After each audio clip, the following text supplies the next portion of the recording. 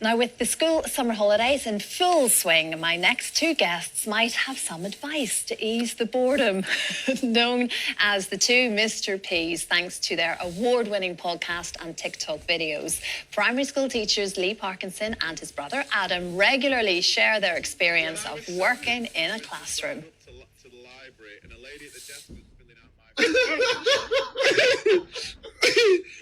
When I was 7, I went to sign up to the library, and a lady at the desk was filling out my form and asked, name of the father? And I said, and the son, and the Holy Spirit. Lee and Adam join us on Good Morning. Morning, It's lovely morning. to see. I'm sorry to interrupt your summer holidays. I know they're precious. No, don't worry at all. I was just saying, I'm in the middle of an extension in my house, so Any I've got excuse one to get room away. with the. I'm looking at his couch, thinking, can I stay here for the next few weeks? Or Yeah. maybe it'll fit in the extension. Who knows? Well, yeah, yeah. Are you both getting used to this showbiz life at this point? Oh, well, this is surreal for me. I mean, 1 week ago today, I was in school doing Soap the Teacher, where children were throwing sponges at me, and then suddenly I'm having sponge makeup done in there. So it's craziness, but we're loving every minute of it, and doing it together makes it extra special. Of course it does, I know. And it has been an extraordinary experience, hasn't it? Because this all sort of came around from chats that you had, experiences, talking about things that happened in school. And you kind of thought, this is really funny. Yeah. And here we are now talking about tours and books and everything else. It's been incredible. It has. I mean, yeah, I've been a teacher now for about 15 years, and I mean, I'm starting to feel I am the oldest teacher in my school now, and I realised that this year. I was teaching coordinates, right, plotting points on a grid, your x-axis, your y-axis, and we were answering a question. I said, right, what's X? And I went, tell me why, for the Y.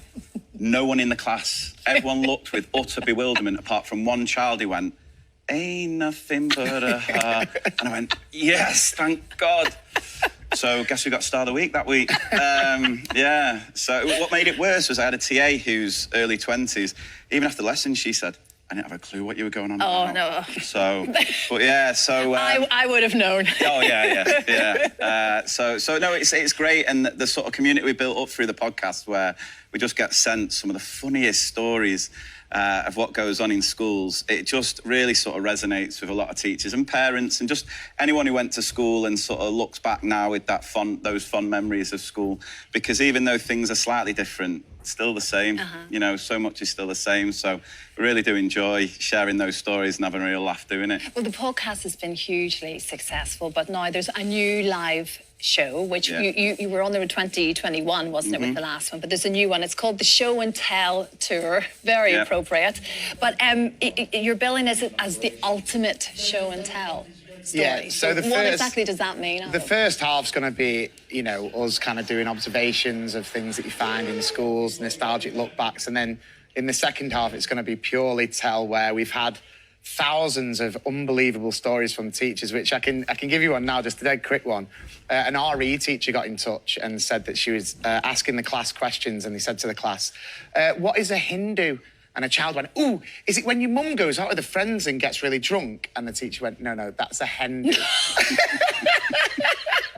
Oh, there was a teacher up in Yorkshire who said, right, children, history teacher, does anyone know what propaganda means? And a child went, oh, it's when you have a reek good luck. Propaganda.